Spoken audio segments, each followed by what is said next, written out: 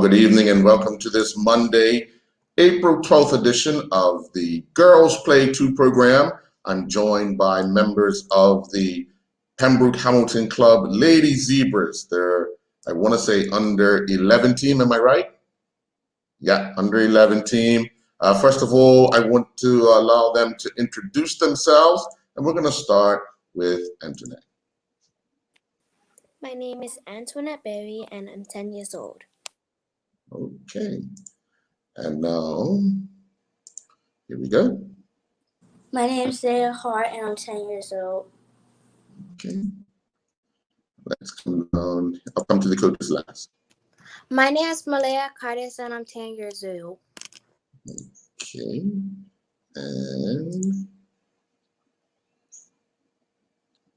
just unmute, Emily. There you go. My name's Emily Correa, and I'm 10 years old. Okay, all right. We come to the coaches now.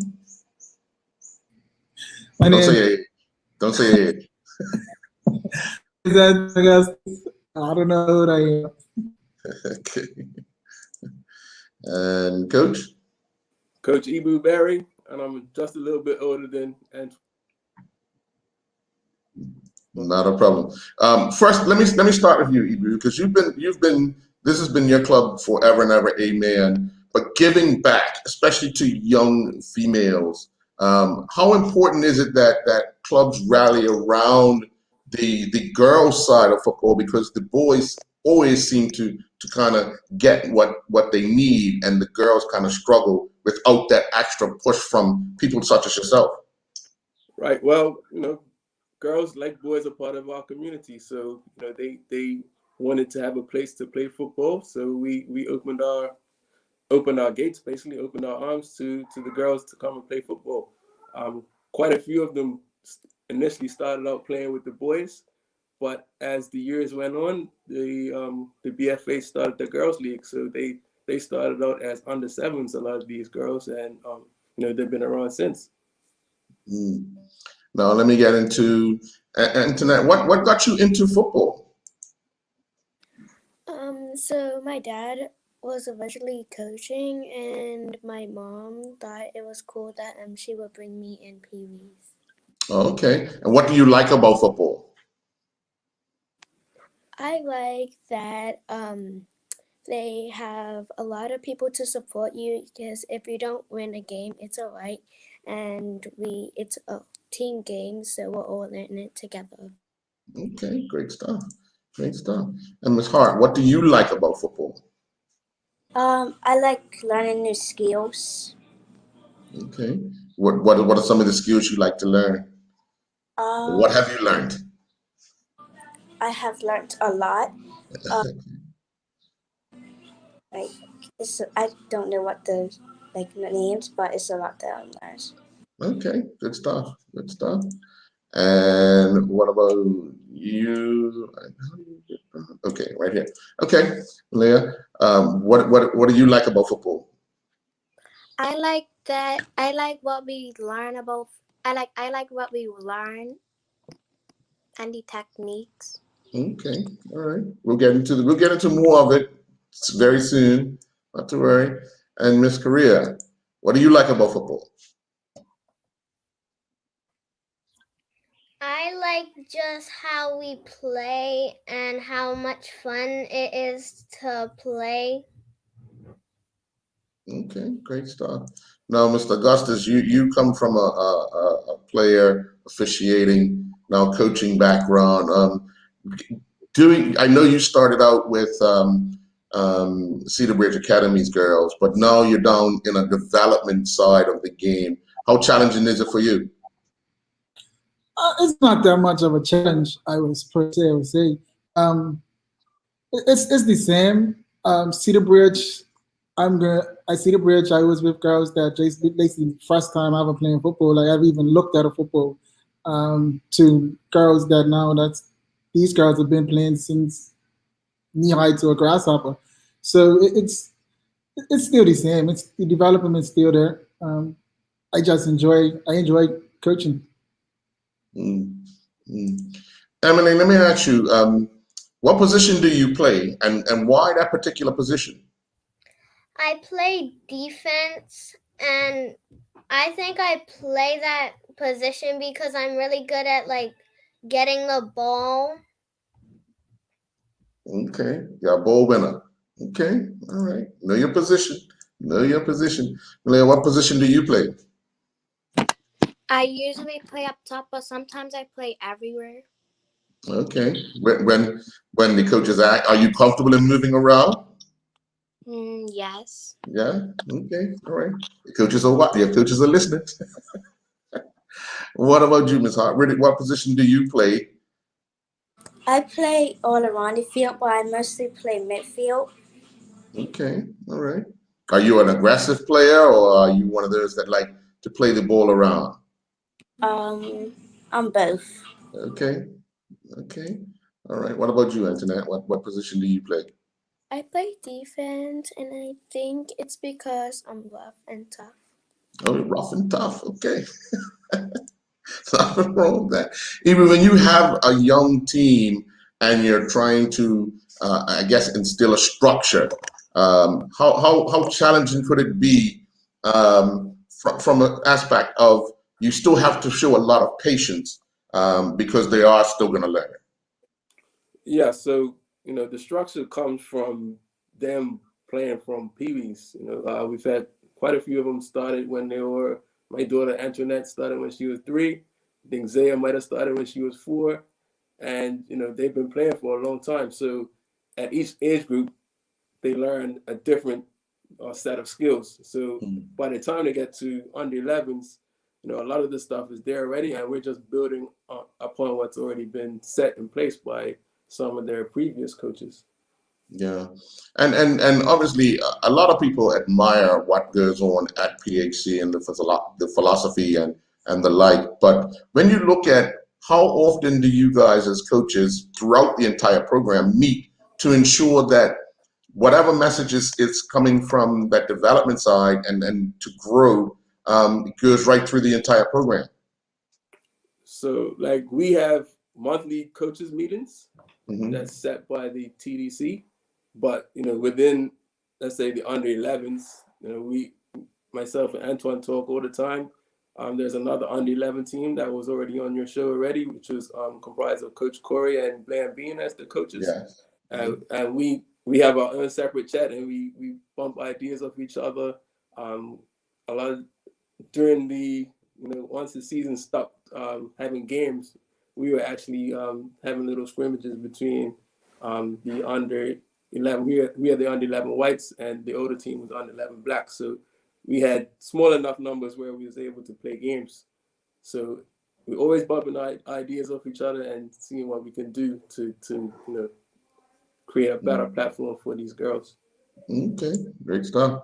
Now, Antoinette, let me ask you, what are some of the things that you are challenged with that you kind of work out at training with the coaches, whether it be your left foot or your right foot, or what challenges do you have?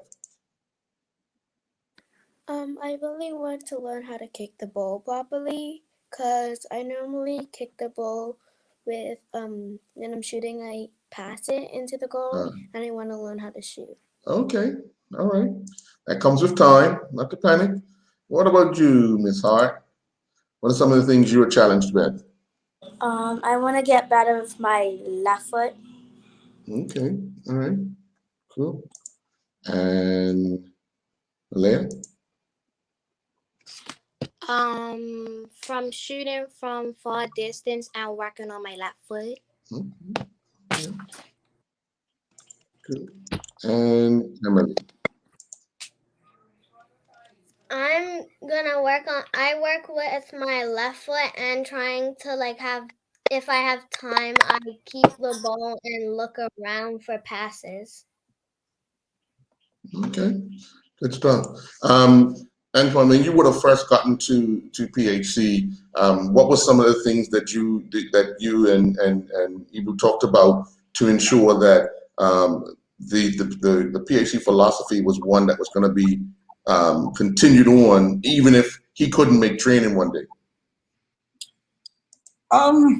But it's like Coach Ibu said, that we talk a lot. We're constantly talking and just getting to the feedback of him. And as you know, I'm a young coach. I'm young in the game. I'm just coming off a referee, and I'm just trying to get my foot into coaching. And Ibu is basically my mentor. So Ibu, I'm bouncing stuff off of him, and he's relaying back to me, and we're going back and forth. So if I don't show up to training, knows what we're gonna do. If he doesn't show up to the training session, we already have a plan from the start. Even if we don't plan, we get there early, and then we just go through what we're going to go through. Like we just say, what you think we should do? Because so normally when the season was going on, we did like I was looking at stuff that at the previous game. So if we was losing, if we was doing bad in defense against Dandytown, for an example, I know that in training on Tuesday and Thursday, we're going to work on our defense. If we're losing the ball a lot in the attacking half, that was a drill that we would basically go work on. If it's shooting, we're getting the ball, but we're not shooting enough. That was one thing that we would basically work on. So basically, we would just go off what was happening in previous games and bouncing off ideas with myself and Coach Ibu. Okay, Emily, what is one thing you like about the game that keeps you coming back? I just like playing with my team, and I have fun whenever I'm doing it. Okay. What about you, Malaya? I like to have fun, and I like to be on the field with my friends. Okay. Same as the other PhD. Everybody's friends. What about you? I just like to play. Okay. And Internet. I like playing, and I also like seeing my friends. Now, Ibu, when I had the first group on, Corey and I talked about how a lot of the young ladies like to play a lot, and you have the younger group. So how do you manage that, allowing them to get that playfulness out and then get into the actual training aspect? Well, this group, I must say, they don't play that much. I've had boys teams that play more than these guys, so I wouldn't say that they play too much. They've been friends for quite a while. I would say most of them have been friends for over 3 or 4 years, so they're used to it. This expectations have been set for years, so they come to play, but they have fun at the same time. So in terms of behavior, they are very good. One of the things that we often talk about is that we have to allow people to express themselves, and one of the things with young people is finding what suits them to allow them to express themselves in the best way they can. Antoine, looking at it from outside and looking in, how do you look at a player and identify what help that person needs without even having that chat with them?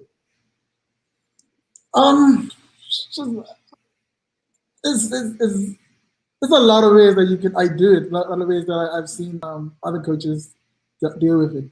It's just basically without talking to them, it's just looking at them. That's all I can say. Just look at them just to understand. Okay, I see. Just go with her laugh.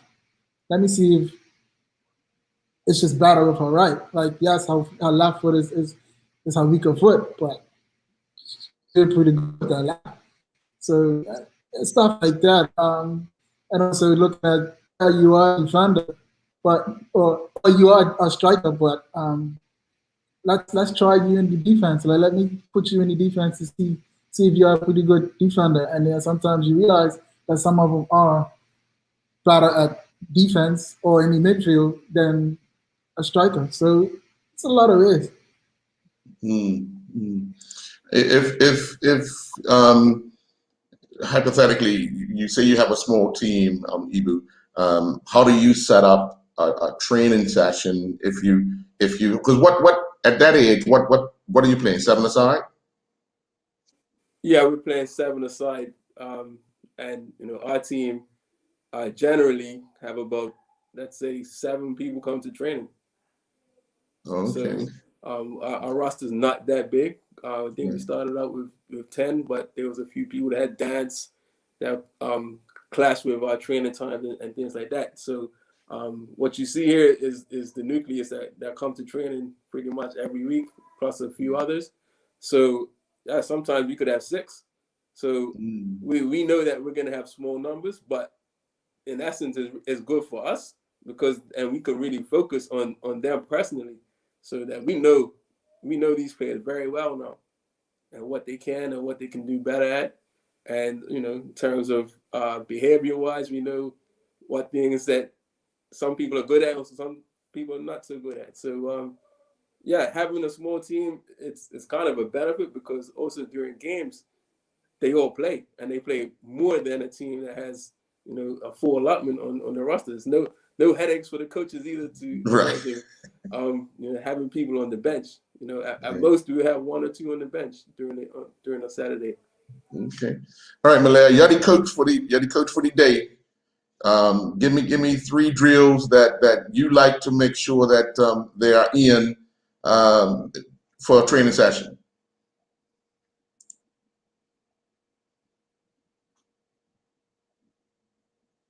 No, you gotta unmute.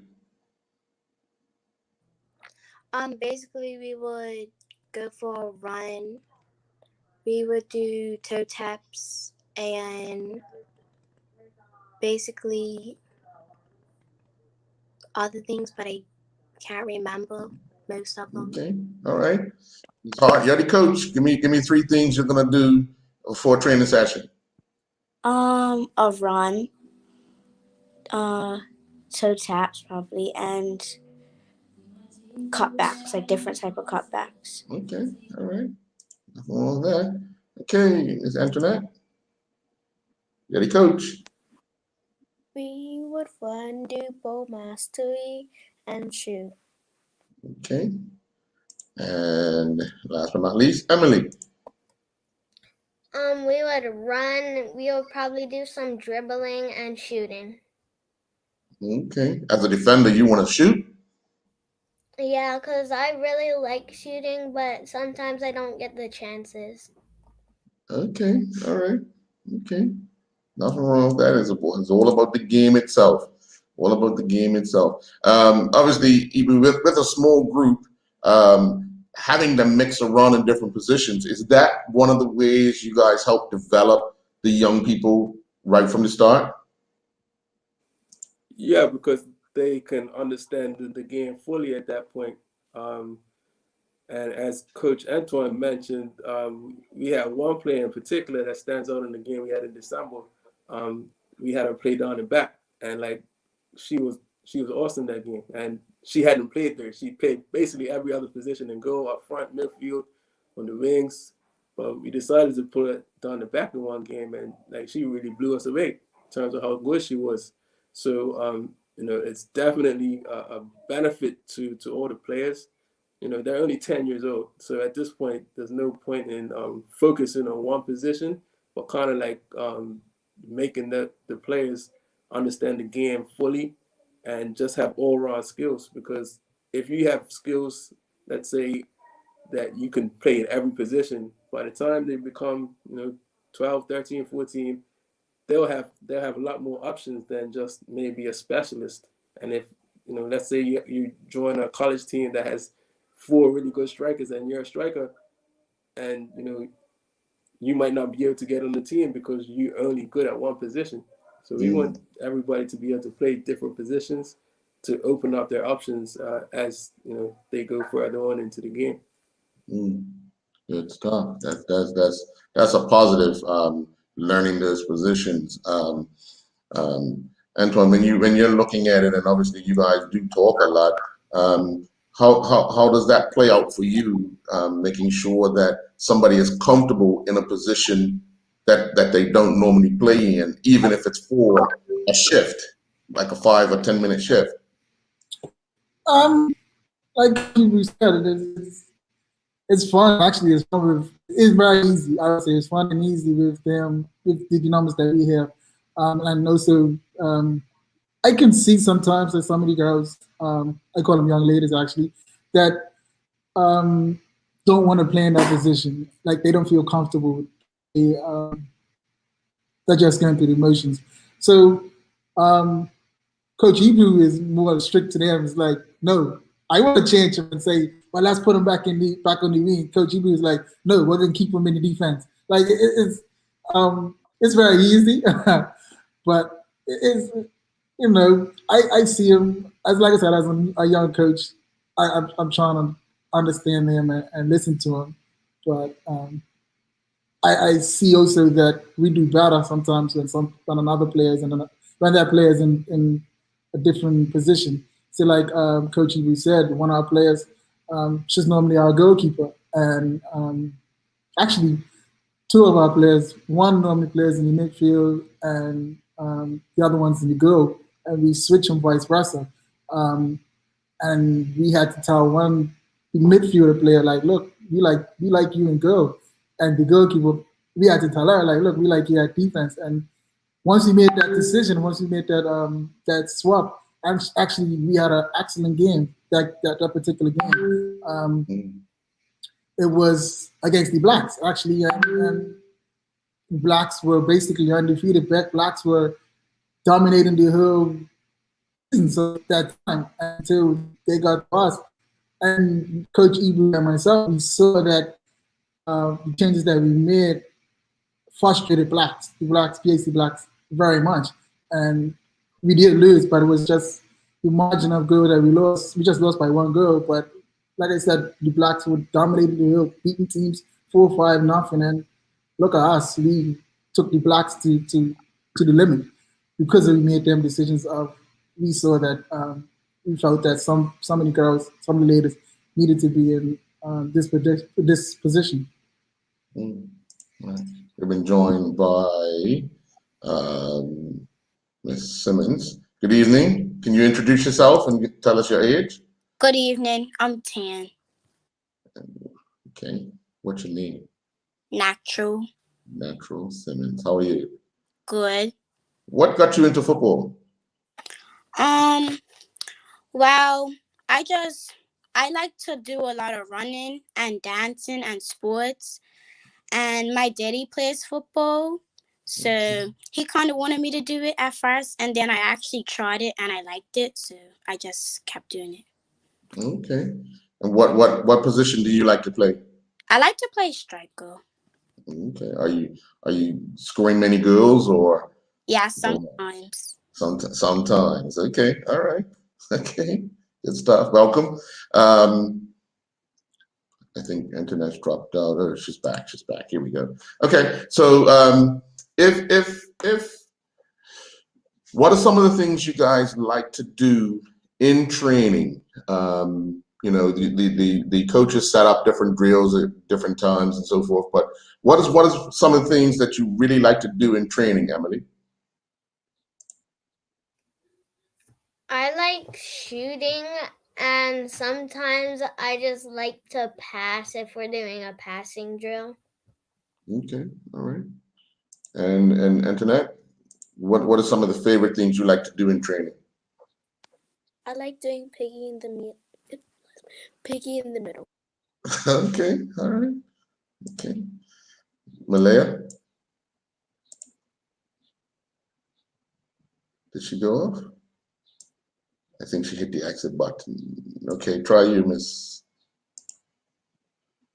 Let's try, okay, Miss Hart. What's some of the things you like to do in training? I like to do shooting and picking in the middle. Okay, all right. Did she get back? And what about you, Natural?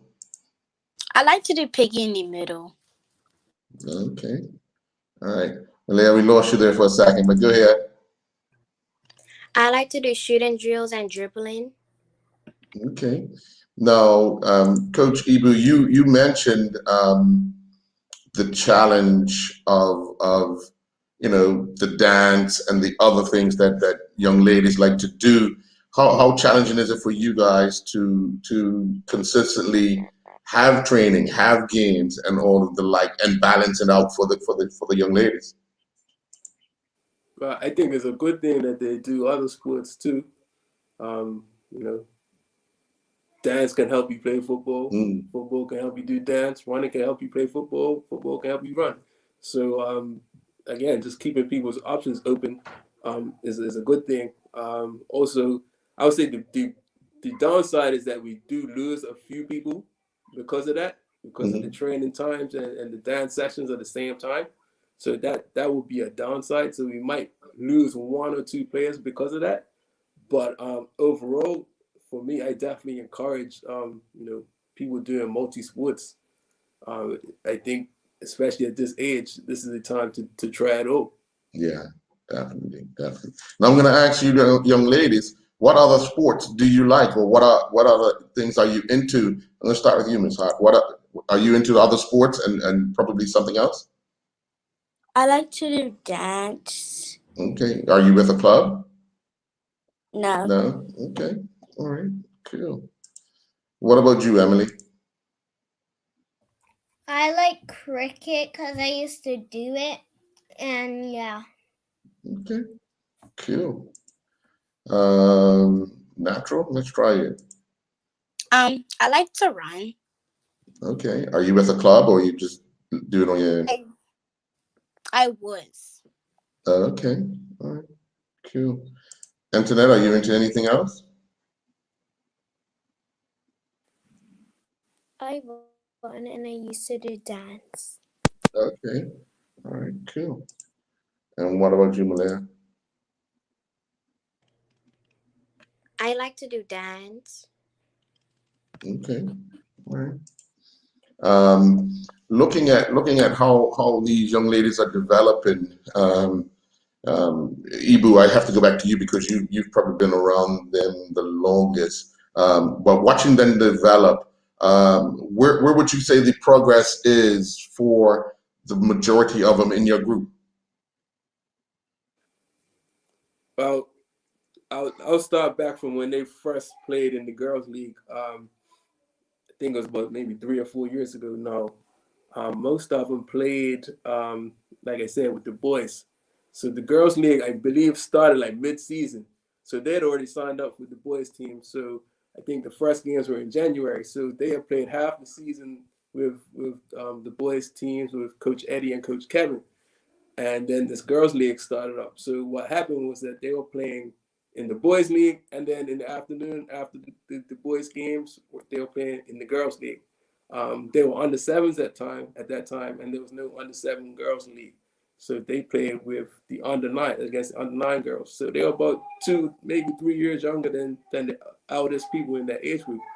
So every week, especially early on, they were losing probably like 10-0, 12, and then like basically within a month or 2 months, games were becoming more competitive. And even from the first few games, you could see that though they were younger, they actually knew how to play.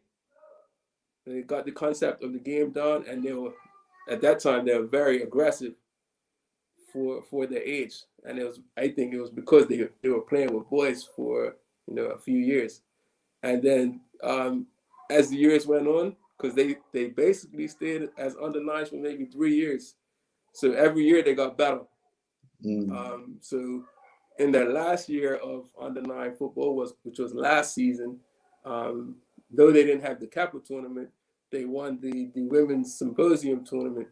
So they went from losing every week to the next season being competitive. I think they made a semifinal in the women's symposium, and then their mhm. last year in under nines, they actually won. So in terms of development, concepts is just been going consistently. They've been improving. Um, you know, Obviously with those results in the tournaments turned out to be good, but you could kind of see it coming with them because they understood it. They understood the game for the most part. They were aggressive, they were consistent trainers, and they all seem to be getting better every week. And football is a type of thing. It's like the long road, right? It's the long game. So it's about the people that's consistent every week, and that goes on for years. But these guys they've been doing it for years. So we're seeing them improving year over year. So hopefully this continues for the next few years, and then who knows from that point. But as long as they stick with it, they have a lot of potential. This group here. Yeah. One more question. As you've been with many groups, the pandemic, the cutoff last season, and now you got back into it, and now another cutoff. How much did you think the young ladies lost that first time around, and how much do you think it will affect them this time around? Well, I think they were. I'm speaking for them now, but I think they were pretty disappointed because they basically the last football for youth football, I believe last year was the women's symposium. It was that weekend that everything pretty much shut down. So lucky for them that they won the tournament, but they wanted to play Capo, but they didn't get that chance. Right. So they missed out on that. So basically the season was pretty much done. So it was just a longer break between that point in March to the beginning of the next season. So I would just say they probably lost some activity time, basically, because it wasn't really football season. Right. But some of them would have been doing running or dancing, so they might have lost some fitness. What I would probably say. But once we started back in September, I felt like the desire was still there, and it took a little while to get back in, but that's like the same with every season. But I think what really hurt, I mean, for me, speaking personally now, is that the break from the end of November to now, that's missing half a season. Right. So, we tried to do. Obviously, we had training from about January till whenever we last stopped again, which was a few weeks ago. But missing half a season. The ladies' football starts later, so they only played 4 games this season. Wow. So we tried to do some other things. We had a virtual training session last week. We also, our program has a program called Character Champions. Some of our ladies are involved in that, kind of about attitude, character, and leadership. Right. But I would say this weekend, everybody on this call submitted a skills video, and these guys like to be on TikTok and make videos, so we kind of work with them with that, and they were showing off their skills, which we kind of set them some targets to do, and they all did it. Good stuff. Now let me ask you, ladies, how much did you miss? And let me bring the internet back in. How much did you miss when football was stopped? And we'll start with you, Emily. I think I missed just a little bit because I would sometimes play with my neighbor down the hill to help her get better because she also plays for PHC. Oh, okay. All right. Cool. And what about you, Malaya? I was kind of sad. Yeah. The fact that you couldn't play? Yes. Okay. Yes. Okay. Natural? I was disappointed because I like doing like football in person. It's like harder to do it on Zoom. Mm-hmm. And I miss seeing my friends. Okay. All right. Good stuff. And let's try Miss Hart. I miss my friends and playing. Okay. All right. And Antoinette? I miss playing and I miss seeing my friends. Good stuff. Now, Antoine, when you're as a new coach to a setup, when you're looking around and you're you're seeing how these girls have developed over a short period of time. How encouraging is it for you to ensure that when you do get ready to start again, you're mentally prepared to assist in any area that is needed? Um, well, I've been with these girls for like a year now. Idea coming from idea joining me from last season, late last season, actually second half of the season, until they went until the to the pandemic. This year, like Coach Ibu said, is the pandemic that's really upset me. Like I said, this is basically my first full year with them, and to have it cut short, it was very disappointing. Um, but I'm ready to go back. I'm ready to start at the time of October when we start our season back up. And trust me, that's one thing I worked on. One thing I worked on with them in the preseason of last year was fitness, and that's gonna be another thing that is gonna be on the top of the list. Because I know some of the girls have been sitting here TikToking or eating a mom and daddy out of the house and home. So it's gonna be fitness that's gonna be on my mind again to get these girls mentally and physically ready for the next season. Um, so yeah, that's just basically get them fit, get them ready. Um, they all understand me now, I guess. They understand me now. So um, know my ins and outs, my beds, my faults, my goods. So yeah. Ibu, how important is it, listening to Antoine, how important is it to establish that relationship with players, especially at a young age? It's vital, and it's not only like the relationship with the players; it's also with their families, their parents, and whoever brings them to football. Because you need to understand them. You need to understand where they're coming from. You need to understand what schools they go to, how they're doing in school, just how their life is, so that you can really put the whole puzzle together to understand them as a person. Because from there, then you can understand or figure out what can trigger them to either improve them as a player or as a person. So for me to find the relationship is to find out about, not be like a police officer, but find out, what floats their boat, and then if they have any questions, I hope I'm not too scary that they don't want to ask me questions. They may say the opposite, but yeah, the relationship is vital. That's part of the pandemic. That was a bit of a challenge because normally with us, we would do like circle time after training, and that's, you can't really do that anymore. So we did lose a bit of that, but what you had to do to replace that was through the use of technology, Zoom calls, WhatsApp groups, and things like that.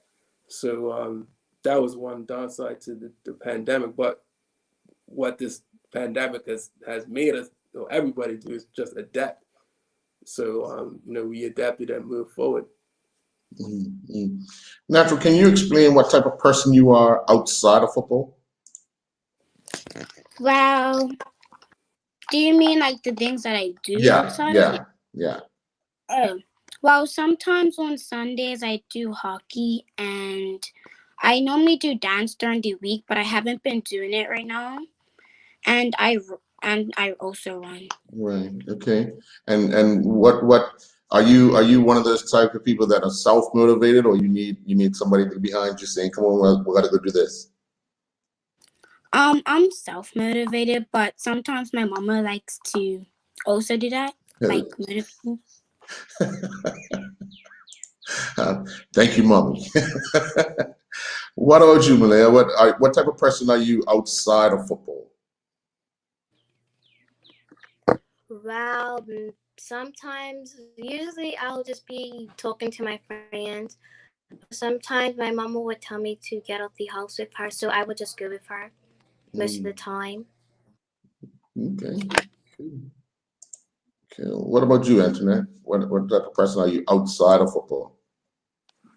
I like riding my bike and I play with my siblings. Okay. All right.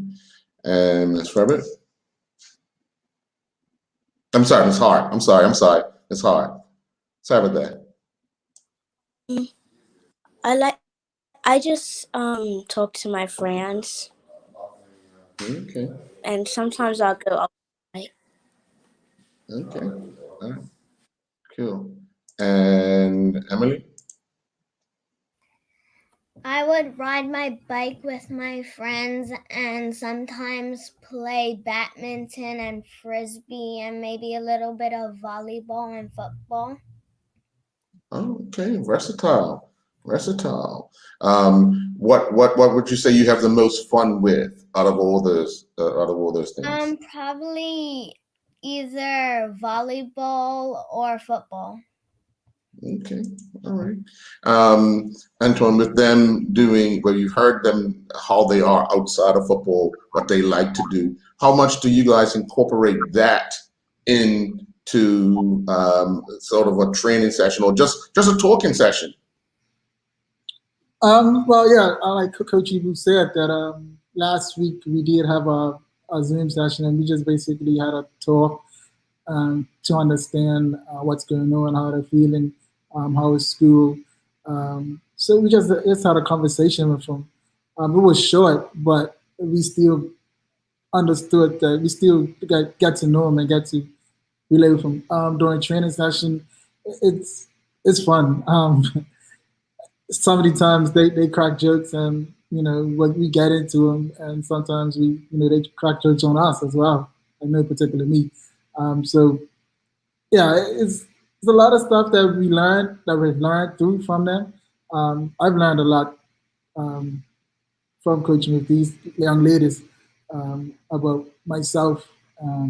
So, and like Coach Ibu said, the pandemic has changed a lot of the ways that when I came into last year to now. The going to talking with after training, going and talking to the parents and asking the parents what they have done in training today and get feedback from the parents of how they're making out. And that's one thing I liked about PAC. As you know, I'm not. I didn't come. I didn't come up through PAC, but enjoying the camaraderie, enjoying the family vibe of PAC has lured me into, coaching with PAC. So just getting to know everybody, it's just fun. It's just absolutely fun at PAC, and these young ladies have been a life changing for myself. So yeah.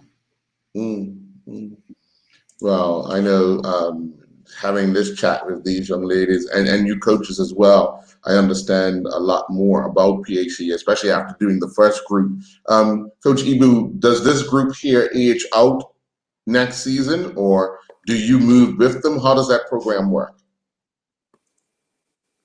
Well, that's kind of still to be determined. Like for me personally, I came to assist Antoine this season as he's a new coach, and also because my daughter's on the team, because I wasn't coaching the year before. I have two younger ones at home, so I had stopped coaching for a year. So I would say maybe I might follow this team or maybe not. So that's still to be determined. What we do at the end of the season is check with all the coaches to see if life changed. What's happening in life. People might change jobs or things like that, or with other responsibilities. So maybe or maybe not. I'm not sure at this point yet. But they do all have another year under 11s. Oh, okay. All right. Cool. Well, let me just say to these young ladies, thank you very much. And I want to wish you all the best. Hopefully this pandemic goes away soon so you guys can get back to doing something that you really, really enjoy, and that's playing football for PAC. Okay? All right. And to the coaches, I would say keep up the good work. You know, it's not many people around that takes up the mantle of giving guidance to our young people, such as coaches. And you know, every once in a while, the coaches need to be um, congratulated for taking up that challenge of helping to develop and role model our young people, because you play a major part. If we're doing sports, it's a major part of someone's life. All right? Thanks. Thanks, Joe. Okay, folks, enjoy the rest of your night. Thank you.